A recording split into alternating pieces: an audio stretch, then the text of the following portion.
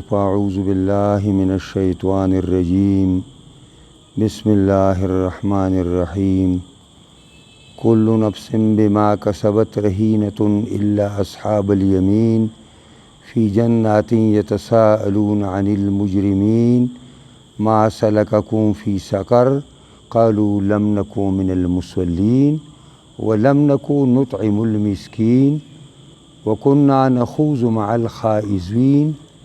وكنا نكذب بيوم الدين حتى أتانا اليقين صدق الله مولانا العظیم. عزتمندو د قرآن دا حصہ مې ستاسو مخکې درس کې تلاوت کړې وه او د دې ترجمه مې هم تاسو ته کړې وه، خو په دې کې دا خبره راغلې وه چې دا اصحاب الیمین دا جنت والا خلق چې دی دا چې په جنت کې الله مهرباني وکړي او دوی لاړ شي او د جنت د عیش او آرام کې وردن نشي او د تمامو غمونو نه او د تمامو دردونو نه او د تمامو تکلیفونو نه خلاص شي، نو بیا به دوی ته خپل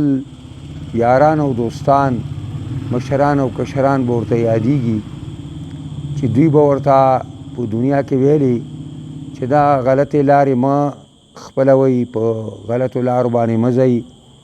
غلطې عقیدې مه ساتئ، په درسته لار د الله باندې روان شئ، د پیغمبر خدا صلی الله علیه وسلم طور او طریقې خپلې کوي، نو هغوی به دې ته غوږ نه ایښوده. بدقسمته و نو بدقسمتۍ جهنم ته بوتله، چې بوتله نو تپوسونه ترې جنتیان کوي چې تاسو دې جهنم ته څه راوستی،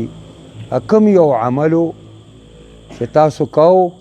او د هغې په نتیجه کې نن تاسو په جهنم پرې اور کې پراته یئ، پرې تکلیفونو کې پراته یئ، هغه کم عمل تاسو کوو. نو په تیر درس کې موږ د یو خبره کړې وه، د یو جواب چې مشرکان دغه جهنمیان به جنتیانو ته ووایي چې لم نکو من المصلین، موږ مونځ نه کوو، مونځ هم نه کوو. نو مونځ هم نه کوو،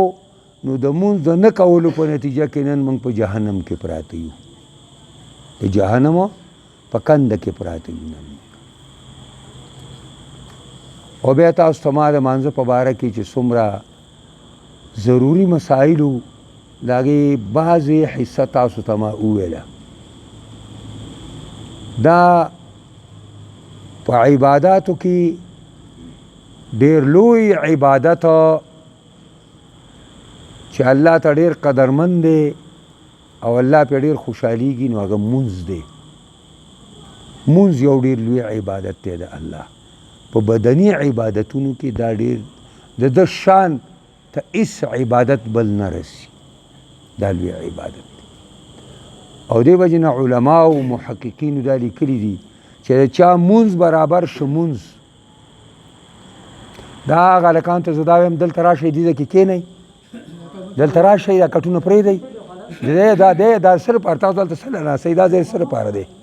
دا ځای تش تور دی او تاسو هلته راغلي په یو ځای کې دغه شوي یئ. دا د درس ته نه اورېدو د طریقه ده. درس اورېدل دا چې هلته سم کښېنئ، جوخ کښېنئ. زه ګوره ټوله ورځ کتابونه ویم او ټول ورځ کتابونه ګورم، ته انتهایي ستړی یم د دې خبرو نه، خو دا تاسو ته کوم، ما ته خو یادې دي دا. نو ښه په شوق باندې ورته کښېنئ، په مینه ورته کښېنئ. او زه ډېرې خبرې هم درته نه کوم، یو څو خبرې درته لږې لږې کوم چې درته یادېږي تاسو ته. نو مونځ دومره اهم عبادت دی چې قیامت کې اول حساب کتاب الله پاک د خپلو بندګانو څخه شروع کړي، نو بنې حساب کتاب به ورسره د مانځه کوي. او دا مونځ دومره لوی عبادت دی چې نبي علیه الصلاة والسلام به دا فرمایل چې ستاسو د دنیا په کارونو کې او د دنیا په څیزونو کې زما دا یو دغه دی چې زنانه سره نکاح کول، دا خبره زما خوښه ده چې سړی د زنانه سره په حلاله نکاح وکړي. او دویم زما د سترګو یخوالی دا په مانځه کې دی، وان قرة عینی فی الصلاة، زما د سترګو یخوالی دا په مانځه کې دی. یعنی زه په دې باندې چې مونځ کوم نو انتهایی خوشحاله شم، انتهایی خوشحال. او صحابه عتبان رضی الله تعالی عنہ بخاری حدیث ته نبی صلی الله علیه وسلم ته راغی او ورته ویل چې د الله پیغمبره زه د خپل قوم امام یم او زما د قوم او د جماعت پر منځ کې یو خولګۍ روانه ده، خولګۍ چلیږي او دا اوچه ده، خو چې کله باران وشي نو دې کې بیا سیلاب راځي او زما د سترګو نظر هم خراب دی، نو زه دې جماعت ته بیا نشم تللی. نو ته راشه او زما په کور کې مونځ وکړه، زما په کور کې مونځ وکړه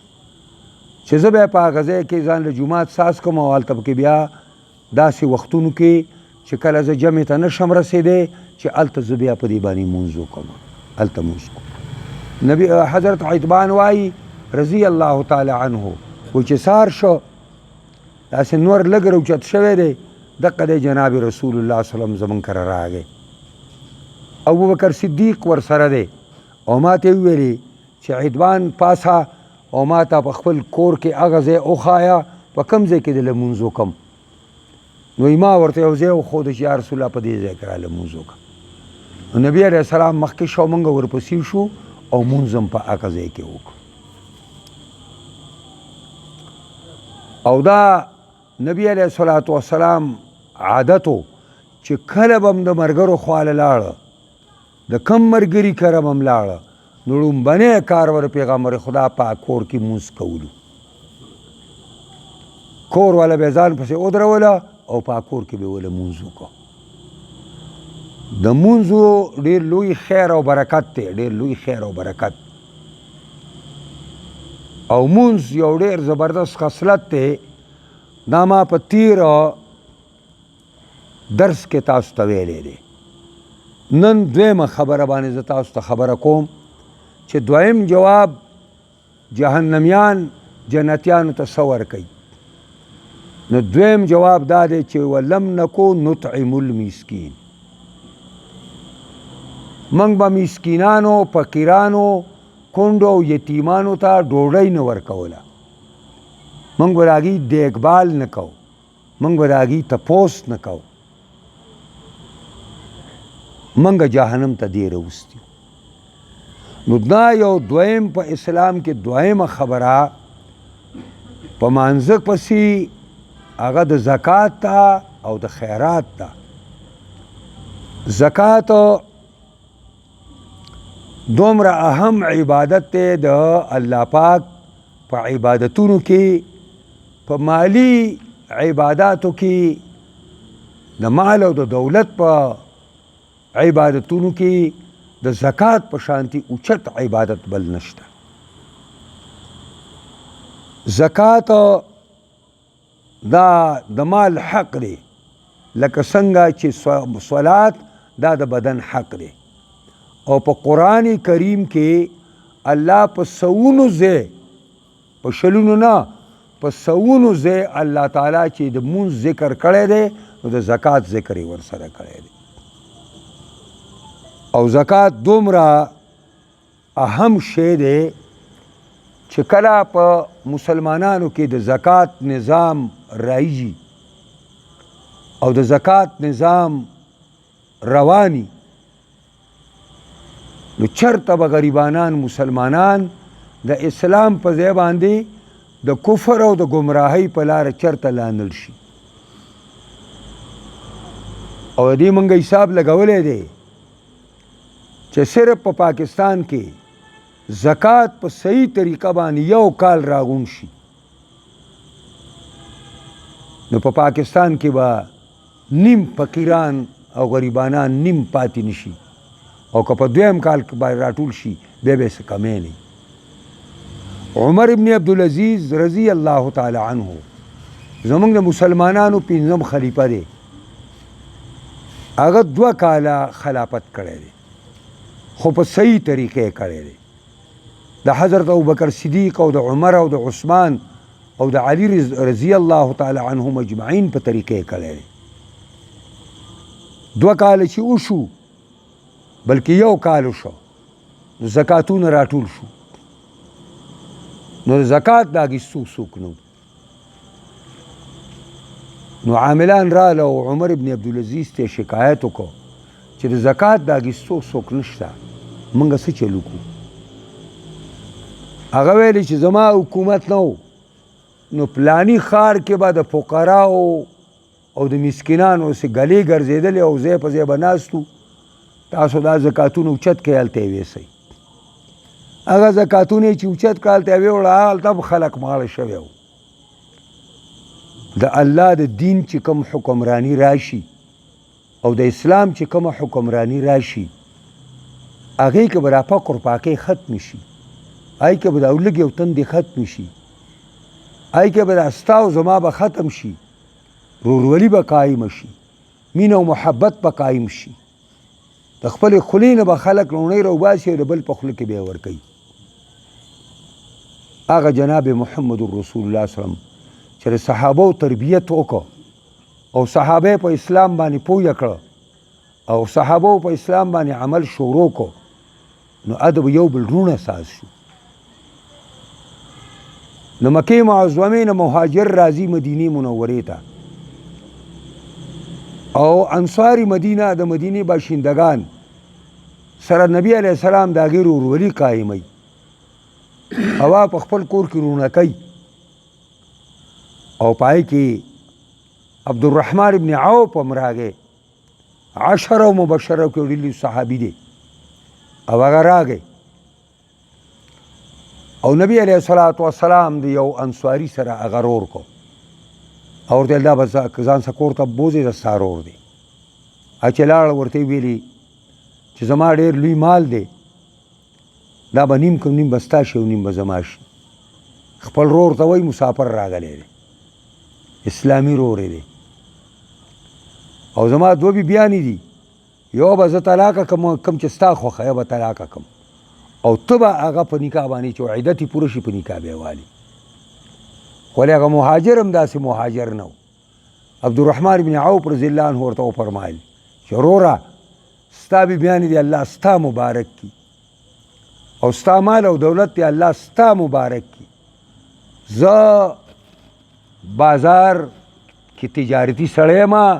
ما ته د بازار لار وښایه. نو د بنو قینقا یو مشهور بازار په مدینې کې هغه لارې ورته وښوده. عبدالرحمن بن عوف رضی الله عنه لاړ چې واپس راته په هغه ورځ چې کوم تجارت وکړو نو ګټه هم کړې وه او ډېر لوی سازو سامان یې ځان له دغه کور ته راوړو، کم کور کې چې څه ضرورت وي. او بیا لږې ورځې بعد نبی علیه السلام عبدالرحمن بن عوف ولیده په دې جامو باندې د زیړ رنګ چاپ و. زیړ رنګ چاپ دا خو د سړو دپاره ممنوع دی، دا خو د زنانو خوشبوی ده چې رنګداره به یو بوی به نه کوي او د سړو هغه به بوی کوي رنګ به پکې نه وي. نبی علیه السلام ورته وایي چې محیم یبن خو عوف، د عوف بچیه داسې دي په دې جامه یې زیړ چاپ لګېدلی. هغه ویل دا راته د ناوې نه لګېدلی، واده مې کړی. نو نبی علیه السلام ورته ویل چې تا هغه زنانو ته څونه مهر لېږلی دی؟ حدیث کې راځي وي ما وتا د کجوري د اډوکي په انداز باندې سره مې ورکړي دي. نبی علیه السلام ورته وایي چې عبدالرحمن اولم ولو بشاتن، د واده ډوډۍ به وکړي اگر چې ګډ ولې حلال نه کړي. دا رورولي جناب محمد رسول الله قایمه کړې وه. او په یو غزا کې ګڼ کسان شهیدان شو او ګڼ کسان زخمیان شو. او یو صحابي دی هغه وایي ما سره د اوبو هغه مشکیزۍ ده کوم چې مجاهدین دی غاړې ته ګرځئ، بتکۍ ورته موږ وایو. وایي هغه د تره زوی دی هغه سخت زخمی دی، وایي هغه ویل چې ما لوبه راکړه. نو هغه خپل بتکۍ راواخیسته او هغې نه د هغه خوله کې اوبه اچوي. نو خوا کې بل یو مسلمان مجاهد زخمی دی، هغه وایي زه ډېر تږی یم. نو دی دا زخمي دی دغه ته وایي د تره زوی ته چې زما ګزاره کېږي د هغه له ورکه. او په دې کې په 9 کسانو باندې د اوبو وچړېدلې او یو کس نسکي بل چې بل اواز کوي به زه نسکم هغه له ورکه. حالانکه تږی سړی وایي انتهایي تږی کېږي، زخمی سړی وایي انتهایي تږی کېږي. هغه صحابه کرام چې هغه 9 ته رسېد هغه په شهادت ورسېد او چې راواپس شه دی ټولو شهادت جام شهادت نوش کړی و، اوبه یو ونسکلې. دا تعلیم چا ورکو؟ دا تربیت چا ورکو؟ دا حضرت محمد مصطفی صلی الله علیه وسلم. بیا به را پاکستان داسې نه وي چې ما او تا به یو بل دشمنان یو، ما به تا به یو بل خپې راکاږو، ما او تا په یو بل پسې خبرې کوو. دا به ورورولي قایم شي، مینه او محبت به قایم شي او دا به د یو سوکالۍ ملک شي، د راحت ملک به شي. دا پاکستان به موږ او تاسو لپاره جنت ساز شي. د دې وجې نه امام بخاري رحمت الله علیه باب دی چې اطعام الطعام من الایمان، چا باندې ډوډۍ خوراک دا د ایمان برخه ده. د ایمان په حدیث کې راځي 60 شعبة، د ایمان څه د بره 80 حصې دي. او چا باندې ډوډۍ خوراک دا د هغې یوه حصه د ایمان ده. نو دا دویم جواب دا دی چې وکنا موږ به مسکین ته ډوډۍ نه ورکوله. نو جهنمي څوک دی چې هغه انتهایی بخیلی او هغه زکات نه ورکوي، هغه سرمایدار او مالدار دی، د خپل مال نه د فقراو د مسکینانو د کونډو د یتیمانو د ادرسي نه کوي. نو څه به کوي؟ نو دقه خبره شوه چې زکات یو ډېر اهم عبادت دی، ډېر اهم، دونه اهم عبادت دی چې رسول الله صلی الله علیه وسلم کله وفات شو نو ډېر خلک مرتد شو او ډېرو خلکو د زکات نه انکار وکړو چې موږ زکات نه ورکو.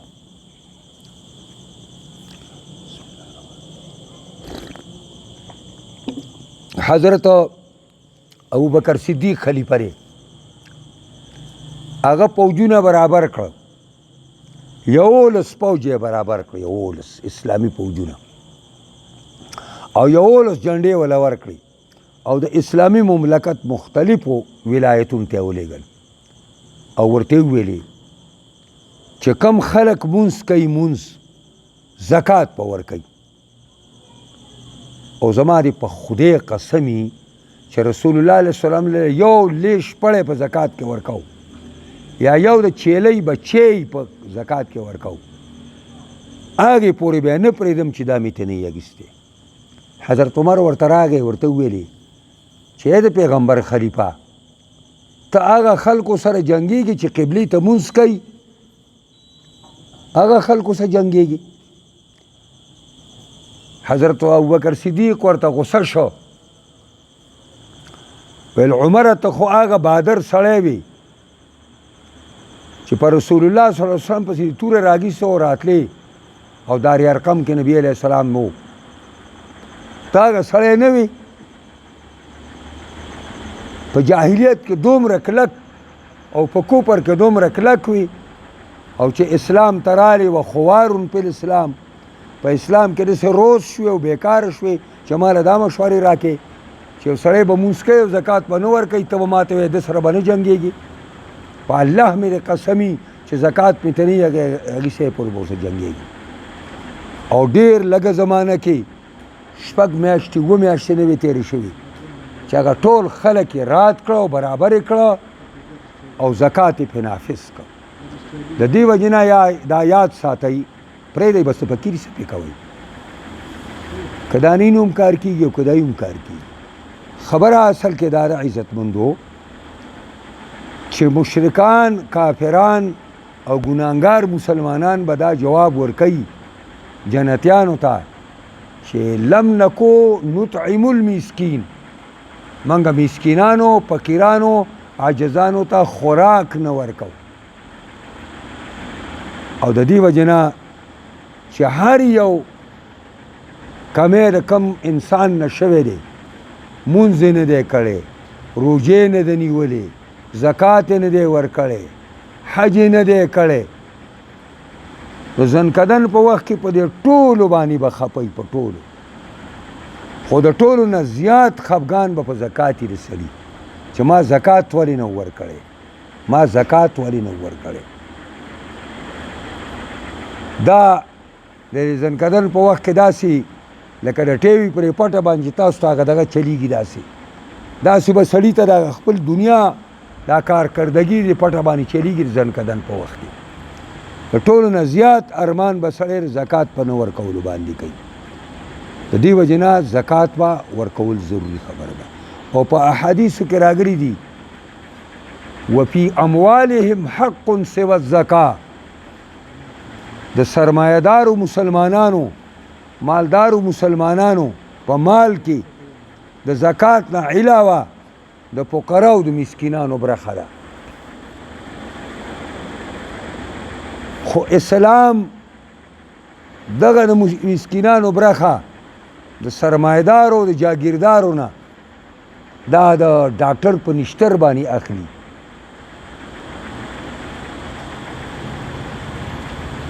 دا د ډاکو په خنجر باندې ته نه علي، ډاکو خنجر راوباسي او چاړه راوباسي او ټوپک راوباسي او تومانچه راوباسي، په زور یې د سړي نه علي.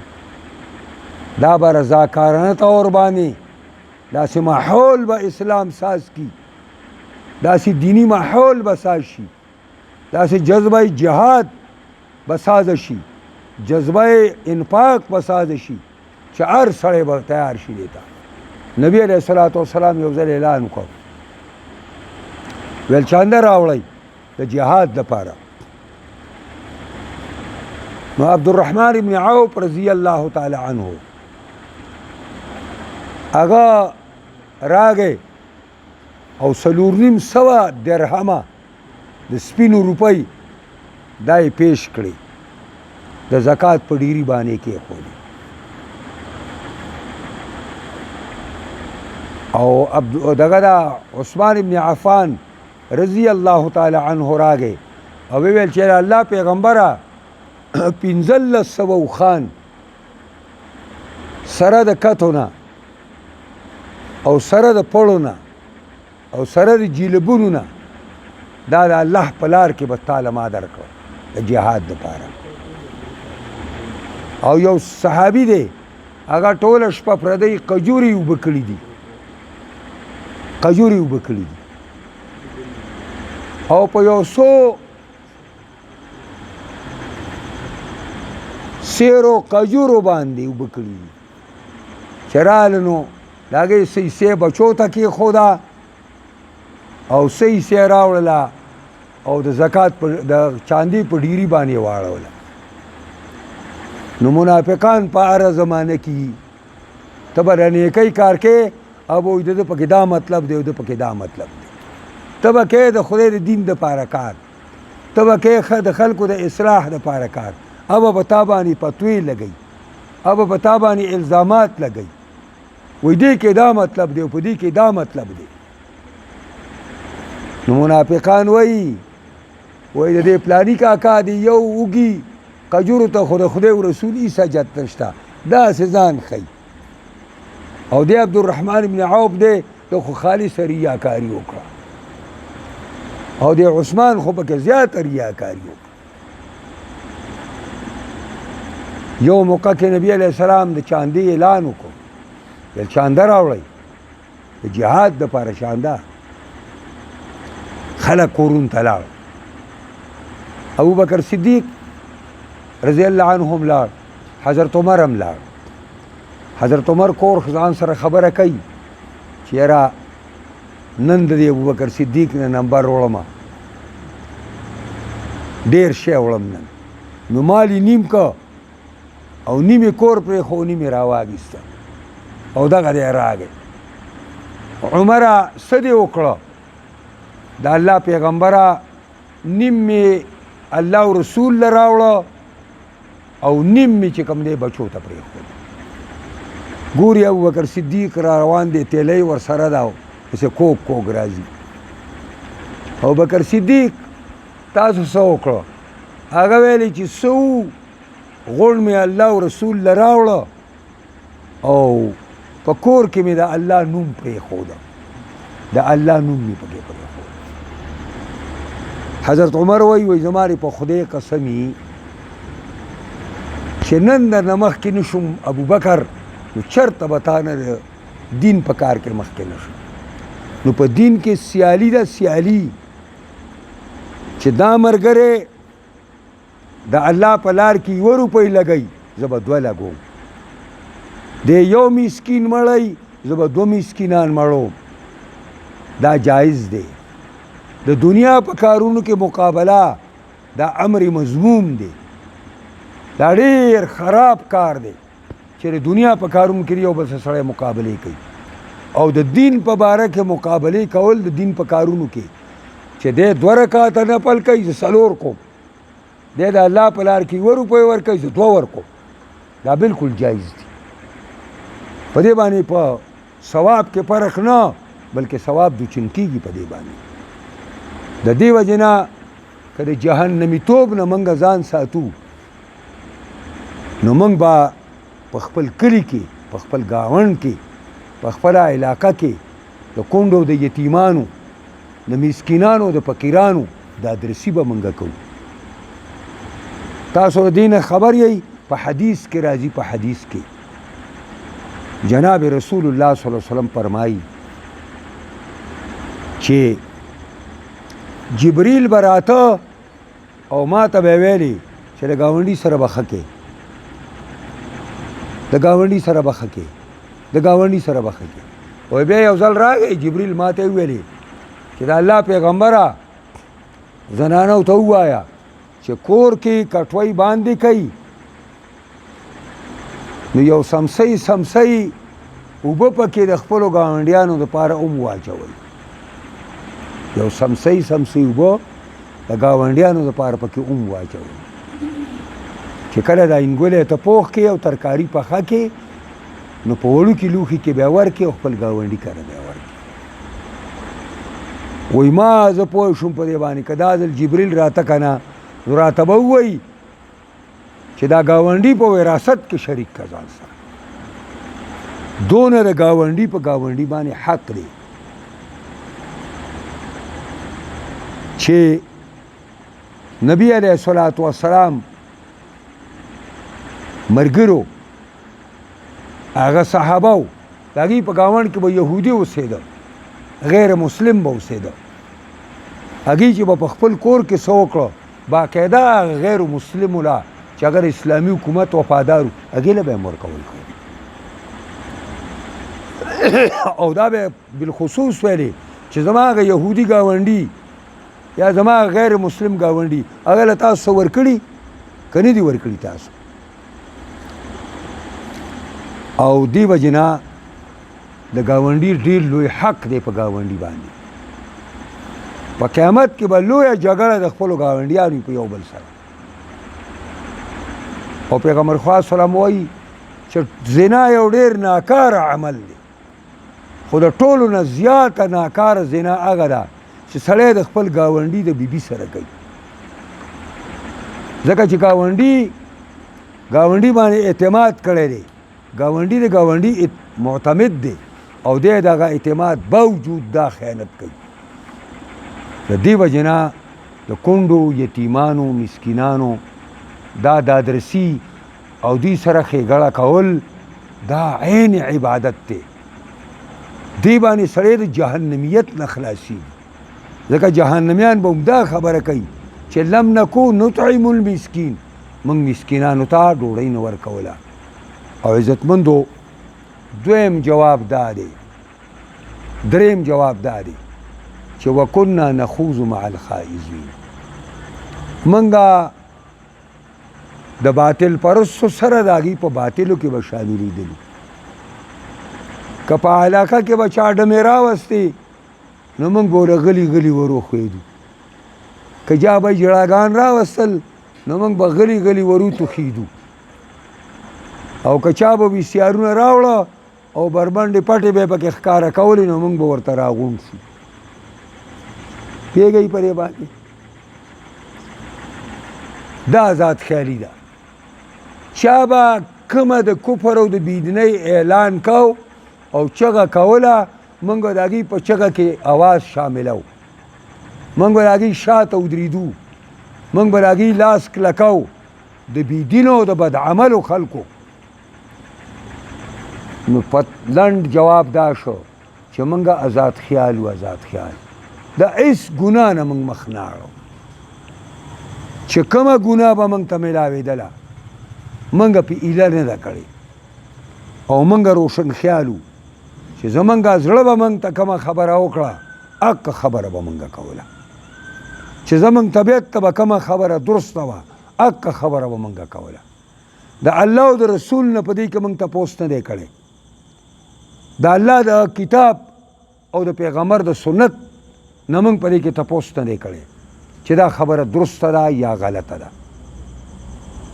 د دې وجې نه مشرک دغه جهنمیان په دا جواب ورکوي وکنا نخوض مع الخائزین موږ به د باطل پرستو سره د هغوی په باطلو کې شاملېدلو موږ به د ګمراهانو سره د هغوی په ګمراهۍ کې شاملېدلو موږ به د ډمانو سره ډمانو په ډمتوب کې شاملېدلو او موږ به د فحاشانو او عریانانو سره د هغوی په فحاشۍ او عریانۍ کې شاملېدلو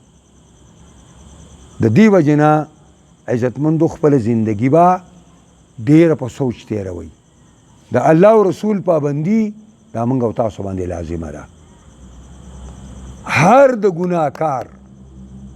دا به نه کوئ که دا د ګناه کار ستاسو پلار کوي زمونږ پلار یې کوي زمونږ رور یې کوي زمونږ قوم یې کوي موږ به ورسره نه شاملېږو د ګناه په کارونو کې مسلمان د مسلمان رور دی المسلم اخو المسلم مسلمان د مسلمان رور دی لا یظلمه ولا یسلمه نه به په خپله ظلم کوي او نه به د بل ظلم ته پرېږدي پرې پوهېږئ مسلمان د مسلمان رور دی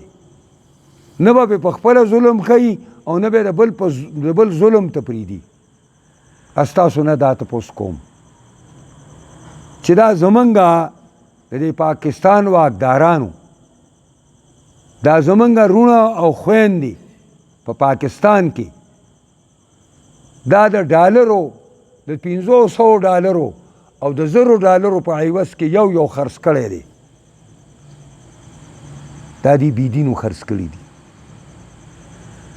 په چا یې خرڅ کړي په امریکا یې خرڅ کړي دي هغې پې څه کوي هلته یې په جیلونو کې اچولي دي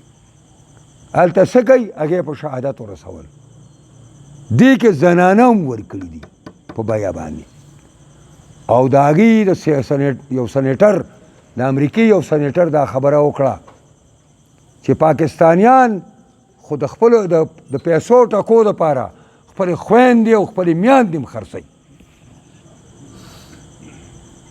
مړه د دې نه موږ له مرګ ښه نه دی چې موږ مړه شو چې یو کافر زموږ په باره کې دا خبره کوي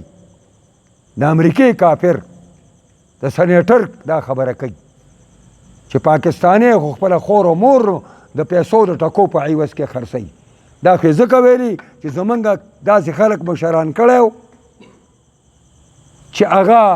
لګیا موږ یې په امریکا خرڅولو نو خود به هغه دا خبره کوله چې هغه دا نه ویلې څه به یې ویلې دا خبره به یې کوله د دې وجې نه عزتمندو نبی علیه السلام فرمایي چې المسلم من سلم المسلمون من لسانه و یده مسلمان کامل مسلمان هغه سړی دی چې د هغه د لاس ضرر نه او د ژبې د ضرر نه بل مسلمان بچ شي راځئ موږ او تاسو مسلمانان یو موږ په دې حدیث باندې ځان تلو چې زمونږ د ژبې د ضرر نه بل مسلمان بچ دی. موږ یو بل پسې خبرې نه کوو، یو بل ته کنځلې نه کوو، یو بل پسې ردې بدې نه وایو، په یو بل باندې پتوی نه کوو. دا زمونږ کار دی. زمونږ د ژبې د ضرر نه څوک بچ نه دی، زمونږ د لاس ضرر نه څوک بچ نه دی. که د والو وسم پې وشو وجنوي، که د وجلو وسم پې وشو وجنوي، او که د زخمي کولو وسم پې وشو زخمي کوي، که د کلي نه د شړلو وسم پې وشو د کلي نه هم شړو. او پیغمبر خدا وایي چې کامل مسلمان هغه دی چې د هغه د لاس ضرر نه او د ژبې د ضرر نه بل مسلمان بچ شي. او پیغمبر خدا په دغه حدیث کې دا وفرمایل چې په خپله باندې به پې هم ظلم نه کوې، ولا یسلمه، د بل ظلم ته هم نه پرېږدي. دا زمونږ راخویندې وروڼه چې دوی امریکې له ورکړي دي، هغوی پې را ظلم کوي، نو موږ دا د هغوی ظلم ته وسپارل که نه؟ نو زه د دې دا د دې پاکستان د آقاګان چې دي او دا د پاکستان دا واک چې موږ چاله ورکړی دی کومو بېایمانانو لره، دوی به د الله په دربار کې څه جواب ورکوي د دې چې دا موږ دا کار څه لپاره کړی دی. زموږ یو مولانا صاحب دی، زما شاګرد هم دی، ډېر لوی عالم دی، مولانا اسدالله صاحب ورته وایي، ډېر مجاهد عالم دی. هغه دا د افغانستان غزا چې سر ته ورسېده او روس ماتې وخوړه، نو دنیا مجاهدین دلته راټول شوي دي پسې مسلمانان. نو امریکې ویلې چې دا خو اوس سرو مچو ګبین دی او څنګه چې روس مات که نو بله ورځ واشنګټن هم ماتوي. نو زمونږ د پاکستان واکدارانو ته ویل چې اوس دا مجاهدین چې کوم د بار دنیا نه راغلي دي، دا مجاهدین موږ ته حواله کوي. نو دا به ورته حواله کول. نو هغه یو ځل موږ تللي وو جیل ته د هغه مجاهدینو تپوس له. نو یو ځای مونځ کوو، نو هغوی چې د مونځ یو که نو بیا یې دوا کوله، هغه مجاهدینو کې یو کس مونځ وکړو نو بیا یې دوا کوله چې اللهم بطاغوت پاکستان، خدای د پاکستان طاغوت غرق کړي چې موږ راغلي د څه دپاره وو، د مسلمانانو د دادرسۍ دپاره راغلي وو او دوی اوس موږ سره څه کوي. الله د پاکستان طاغوت غرق کړي. وی بیا یې څو میاشتې پس هغه حکومت بدل شو، نواز شریف لاړ، بېنظیره راله، بیا بېنظیر یې هغه لوبې کولې. هغه ټول د امریکې جامې دي چې یوه خیرنېږي هغه لرې کوي او بله پاکه اغوندي. وی بیا چې موږ لاړو،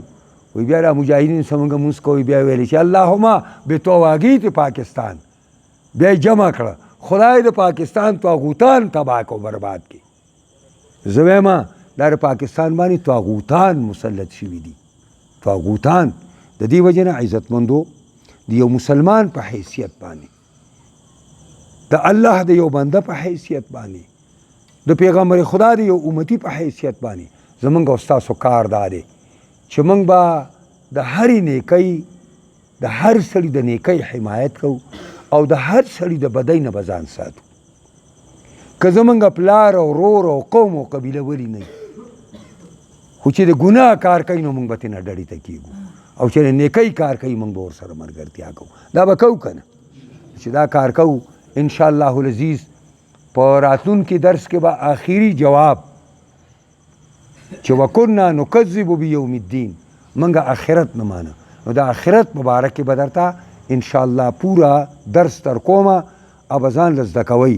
نن خو صرف دا خبره وشوه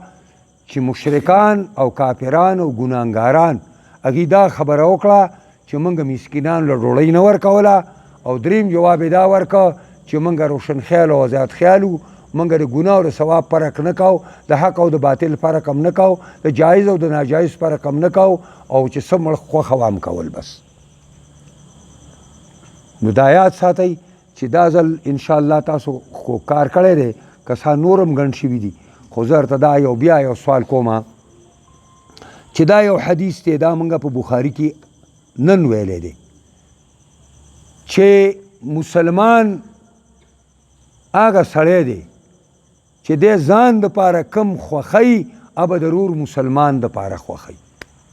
نو که ستاسو دا درس د قرآن او د حدیث دا خالص شرعي درس دی، دینی درس دی دی که موږ سیاستونه دلته نه چیړو په دې وخت کې موږ دلته خالص د خپل وروڼو د خیر او د فلاح دپاره خبره کوو نو که دې نه تاسو مطمئن یئ او دا تاسو کار ثواب ګڼئ او یقینا دا کار ثواب دی نو بیا د یو مسلمان په حیثیت چې دا زموږ ځان له خوښ دی نو موږ د تاسو د خپل وروڼو مسلمانانو دپاره هم دا خوښ کړو او موږ د دا درس نورم کامیاب کړو زما تاسو را سوال دی چې دا ځل خو تاسو کوشش کړی دی ځان سره کس راوسرې یو کس به انشاءالله په راتلونکي درس کې به راولئ او دا درس به موږ داسې که خیر غټو چې بیا به د دننه دغه کې به که خدای ته منظوری بیا کینو په دې جومات کې چې نه ځای ګودای بار ورسره راځي ډکېږي که خیري او دا به مسلسل کوو په الله یقین وکړه زه نن دونه ستړی یم که نه زه په 2 مدرسو کې سبق وایم تاسو پته یې او یا به نه په دې خپله مدرسه کې مې وایم دې ماښامه پورې لګی او زه زما په تخوی کې یو مدرسه ده بخاري او ترمیزي دا د حدیثو غټ کتابونه دي دا 3 کتابونه زه هلته وایم دا تش پرې ګاډي کې تل راتل زه ما دونه ستړی کې زه سپین ګیری یم زما خیال تاسو ټول نه به زه مشر یم تقریبا خو زه دغه ستړیوالي ته نه ګورم دې تکلیف ته نه ګورم چې ما ته رسیږي خو زه وایم چې دا ما سره کم امانت دی د الله او د رسوله چې دا زه خپل وروڼو ته په دې غوږونو کې کېږدم او په دې زړه کې ورته کېږدم او دا زما مینه ده په خپله مې دا لار خوښه ده ستاسو لپاره مې د یو مسلمان په حیثیت مې ستاسو لپاره هم دا لار خوښه ده نو په خپله باندې هم دا علم زده کوئ او په خپلو بچو باندې ګوره دا مدرسه موږ سازه کړې ده په دې کې دا بېشماره طالبان تاسو اینئ خو دې کې به تاسو د کلي د 4-5 کسانو نه زیات ونوموئ ماشومان موږ ته راکړي ده دې کلي زموږ ملګرو 4-5 کسان به وي خو دا نو ټول د بار نه راځي اما زموږ د دې علاقې خلک زموږ د دې کلي خلک دا سیوا د کالجونو سکولونو نه بچي هلکانو جینکۍ بل ځای نه دلته موږ ګوره د جینکو مدرسه سازه کړې ده استادان یې پکې کېنولي دي هغې له موږ تنخوا ورکوو دا دونه دې باندې موږ قرضداري شوي دي هغه قرض هم په موږ باندې اوسه پورې دی او تیارې کمرې دي خلکو ته چې بچیان یې راولېږئ دلته د دیرې ځای هم پکې دی دلته به دیرئ او خپل سبقونه به وایي قرآن او حدیث به زده کوي ستاسو بچیان به هم عالمانې شي موږ دا مدرسه سازه کړې ده او ښې دغه مزیدارې کمرې دي او دا د پکو انتظام وله موږ کړی دی او دا د بجلۍ په ځای باندې د سولر پروګرام هم وله کړی دی اگر چې لږ نیمګړی دی انشاءالله هغه به هم خدای پاک تکمیل ته ورسوي د هغې صرف دغه کمی دی نور هر څه شوي دي خو صرف هغې دپاره دا څه ورته وایي دا بیټریانې د بیټریانو کمی دی دغه تقریبا 3 لکه روپۍ لګي انشاءالله دا هم چېرته خدای یو بنده راپاسي او انشاءالله دا کار به وکړي نو دا موږ دا هر څه دا سهولتونه ولې ځای کړي دي بیا هم زموږ خلک په بچو باندې صرف د دنیا علم کوي او د آخرت علم پې نه کوي او حدیث کې راځي داسې زمانه به راشي چې تعلمو لغیر دین الله پیغمبر خدا وایي خلک به علم کوي خو د دین علم به څوک نه کوي دا سهار زه راځمه که نه نو په دې چوک کې یو 100 منټه موږ دقسې ولاړ یو چې دا چوک دقسې ډک دی او دا د اتوار په ورځ باندې هېڅوک پکې نه دا ټول هلکان او جینکۍ د اډمې کالي د تعلیم چې د هغې نه صرف د هغې خلاصه دا ده چې د 1 روپۍ نه به 2 روپۍ څنګه سازي حلال او حرام پکې نشته چې په څه طریقه باندې کوي اډما کالي کې دغه شی موږ ته میلاو شي چې هلته کومه زنانه لاړله هغه د خدای د پیغمبر د علومو نه خبر نه وي اره دین نه خبر نه وي کوم سړی پکې لاړ اگر دین نه خبر نه وي غریبانان دقسې دي دا اوس بله ورځ دا هلته په دی کې ښځه ولګېدله هغه لا اوس هم د اډمې کالي تعلیم لپاره به هغه پېښور ته لېږله او ورځ به تله راتله په ګاډي کې او بله ورځ ډزه خاوند په تمانچه ایشته دی اس خبر درته کوم دا حالات دي د تعلیم دا دی چې زه دا نه وایم چې تاسو کالج تعلیم مه کوئ زه د دې خلاف نه یم چې تاسو سکول مه وایئ بغیر د سکول نه او د کالج نه هم کار نه کېږي خو زمونږ ضرورت دی د خېټې مسله ده او دا زمونږ د دین ضرورت دی چې موږ کوم سفر باندې روان یو د ځان لوالي سفر بېګاله لږ غوندې چې لاړئ که نه او سملی که نه زما دا خبره لګیا کوي لږ د هر څه د مخې نظر کوي او دا وایي چې زه فرض کا سبا دی او که بله ورځ ما ته پته نشته چې زه کله روانېږم ما د دې خوش د دې ځانلوالي د سفر دپاره د دې پرخطر سفر دپاره د دې مشکل سفر دپاره ما څه کړي دي صرف دا ووایې دا هره شپه را سوچ وکړئ انشاءالله زموږ ستاسو سوچ به برابر شي دین سره به شوق پیدا شي قرآن سره به شوق پیدا شي احادیث سره به شوق پیدا شي او موږ او تاسو به رونه شو او دا اختلافات دا جګړې دا فتوابازۍ دا هر څه به د دې منځه وځي تاسو دې نه خبر یئ موږ دې مدرسې ته یو سړی را رواني او دلته راسې د خدای بندګانې او ورته په لار کې ولاړي ته چېرته ځې وایي زه دې مدرسې ته ځم وایي دا خو ډېر خرابه عقیده ده د دې خلکو تاسو زموږ عقیده ولیده دغه زموږ عقیده ده دې ته خلک خراب وایي خو که مې درته وویلې چې د مړی وشو او میخه را ګوره د یوې میخې ځای 15 حلالې کړي نو دې کې ډېر لوی ثواب دی او د یو دیګ په ځای کې د 20 دیګه په هغه کې دې کې ډېر ثواب دی هلکه دا ډېر ښه مولا دی وګوره څنګه ښایسته خبرې وکړي مولیانو له تاسو د واده کارډ نه ورکوئ نو تاسو باندې دا خیراتونه به نه کوي او دا میخې به ورباندې نه حلالوئ ته کارډونه هلته بیا سرمایهدارو له ورکې بیا غریبانانو له نه ورکې او مولیا خو عام غریبانان دي هغې له نه ورکې او به تا دقسې کندې به دله ګوري او بیا که کوم عالم وایي چې په صحیح طریقه خیرات وکړئ ما تاسو په خیرات باندې نن څونه تقریر وکړو او په چانده مې ورته څونه تقریر وکړو مونږ خو سره خیراتونو خلاف نه یو خو خلاف په خیرات په هغه طریقې چې پیغمبر ویلی دی په دې قرآن او په حدیث کې راغلی دی او تی په هغه طریقې کې چې هندوانو په کومه طریقه کول نو نتیجه به یې دغه راځي تاسو وایي او زموږ را بوډاګانو ما غوټه ساتلې ده لکه تا غوټه سره پاره ساتلې ده په خپل لاس ولګوه که نه دا بوډا چې مړ شي دا غوټه چې ساتلې وه دا پردی شوه دا له ورسو ده بوډا نه ده اوسه بوډا خاور لتلی دی او دی وایي ما غوټه ساتلې د ځان دپاره 1 روپۍ چې په خپل ژوند کې ولګې 6 روپۍ چې تا پسې وروسته ورسه ولګئ د هغه یوې ثواب ته ډېر دی خو موږ د جیب کې لړمانان دي موږ ورته لاس نشو وړی نو دا یو څو خبرې مې درته وکړې انشاءالله راتلونکي سبق به د جهنمیانو دا جوابي چې موږ د قیامت ورځ نه منله نو د قیامت په ورځ باندې به انشاءالله بحث کوو او ترغیب الی الاخره او د آخرت او د مرګ او د قبر دا قسم مسائل به انشاءالله ستاسو مخې ته راځي او الله ته به سوال کوو چې موږ او تاسو له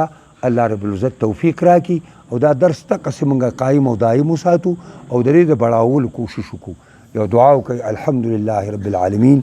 والعاقبة للمتقین والصلاة والسلام على خیر خلقه محمد واله واصحابه واهل بیته اجمعین خدایا منگا چې دا کم درس قائم کو الله ستا د رضا لپاره ستا د مخلوق د فیدې لپاره الله دې ته د درست لارې د ښودلو لپاره الله دې د دنیا او د آخرت د کامیابۍ لپاره موږ دا کوشش شروع کړی دی موږ له پرې کې پوره کامیابي راکړي او خدای دا کم ملګري چې تکلیف کوي او دا خپل وخت وباسي او دا دونه مزلونه کوي الله رب العزت دې ټولو ملګرو په علم کې عمل کې بچو کې کاروبار کې خیر او برکات واچي او الله توفیق ورکړي چې دقسې دې درس ته همیشه راځي او کوم کسان چې هغه نه راځي الله رب العزت موږ له توفیق را چې هغه موږ خبر کو او موږ ورپسې بار بار ورشو او د دې نیکۍ هغې ته موږ دعوت ورکو او د دې نیکۍ په کار کې ځان سره شریک کو الله رب العزت څومره زموږ مشره او هغه ته حسن صاحب هغه ورور بیمار دی هغه ته هم دعا وکړئ او زموږ د دې ملګرو په کورونو کې او پر ملګرو کې بیماران دي دې ته هم ټولو ته دعا وکړئ چې الله ورله صحیح صحت ورکړي او څونه زموږ د مسلمانانو مردگان دي ټول دي الله تعالی وبخي څونه د مسلمانانو بیماران دي ټولو ته دی او د هغې دپاره چې الله رب العزت ټول بیمارانو له چې کوم دی شفا کامله عاجله ورکړي څونه چې د مسلمانان زموږ خویندې ورونه د کفارو په جیلونو کې د شلو کالو نه پراته دي. خاص کر هغه ډاکټر عافیه چې ډاکټر عافیه تاسو به چې دا داسې ګینې چېرته ده څنګه ښځه به وه، دا داسې ښځه وه چې دا یو زبردسته مجاهده وه او دا یو زبردسته دا ډاکټره وه چې دې په حقوق النسوان کې کوم تقریرونه کړي دي او کوم بیانونه کړي دي او دا یې ویلي دي چې که دا ښځې خبر شو د دې نه چې الله او رسول او شریعت اسلامي دوی له کوم مقام ورکړی دی نو دا زنانه او په بله لار لاړ نه شي، دا به د الله او د رسول مخالفت ونه کړي. دا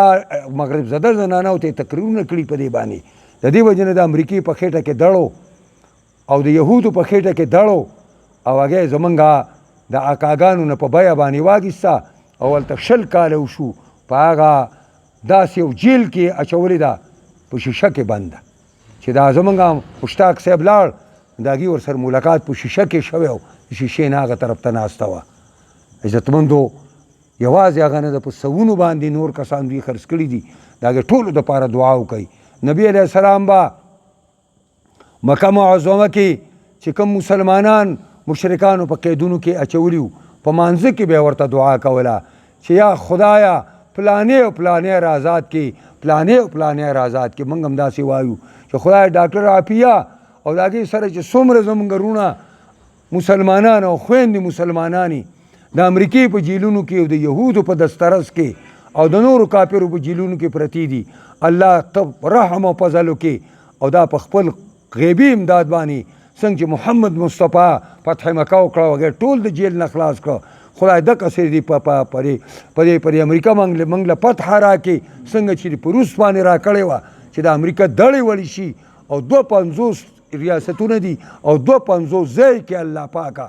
او دړې وړې کې او دا بنیاد وباسي، دا تاڼهداري ختمه کې او د مسلمانان مظلوم د دوی د ظالمانو د پنجې نه راخلاص کې او زمونږ د مسلمانانو کرکه د امریکایانو او د یهودو په باره کې پیدا کړي. الله زمونږ ټولو نه راضي شي او زمونږ د حکومت ته الله تعالی توفیق ورکړي او د حکومت والاو ته او خاص کر د پی ډي ایم د مشرانو ته د مولانا فضل الرحمن په شمول سره الله دې توفیق ورکړي. د دوی په لاس کې دغه زمونږ خویندو او وروڼو را آزادول د دوی په لاس کې دي، ځکه چې دوی د هغې دپاره یو ټیلیفون هم اوسه پورې نه دی کړی او د هغه ځای کې وکیلانو دا خبره وکړه چې دا د پاکستاني حکومت په ټیلیفون هم ازادیږي. نو الله دې دوی له توفیق ورکړي چې مولانا فضل الرحمن چکرې مکرې وهي چې دا چکر ووهي او لاړ شي امریکا ته او دغه فقرا او مسکینان ویني او راشي د پی ډي ایم د مشرانو ته ووایي، دی خو د ټولو نه غټ مشر صدر دی ورته ووایي چې راځئ چې اول دا جهاد وکړو چې د امریکې نه دا خپل بچي او خپل زنانه او نارینه را خلاص کړو. الله رب العزت ته دا توفیق ورکړي او که توفیق نه ورکوي او دا په قسمت کې نه نو خدای دې ورڅه هغه څه وکړي چې څه مستحق وي. الله دې زموږ ټولو نه راضي شي او خاتمه یې الله زموږ ټولو په ایمان کې ونیسي. جزاک الله خیر.